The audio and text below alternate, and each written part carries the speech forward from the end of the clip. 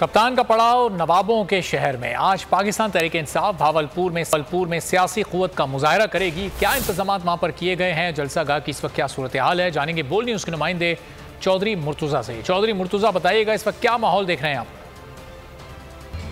जी बिल्कुल, नवाबों के शहर में पाकिस्तान तहरीक-ए-इंसाफ जो है वो पावर शो का सियासी मुजाहरा करेगी।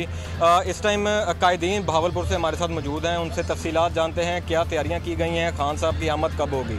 आपको जिस तरह पता है कि खान साहब का जो जलसा है वो हमेशा जो है पिछले जलसों का रिकॉर्ड तोड़ता है और इंशाअल्लाह कल जो भावलपुर में जलसा होगा वो एक तारीखी जलसा होगा और आज से पहले जितने भी जलसे हुए हैं उनसे इंशाअल्लाह तारीखी जलसा होगा।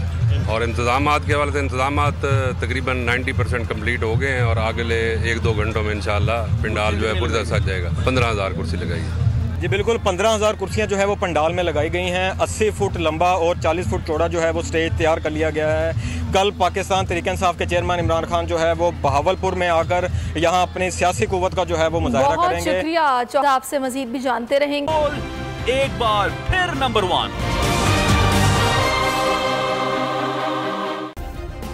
सब्सक्राइब करें और बेल दबाएं ताकि कोई खबर रह न जाए।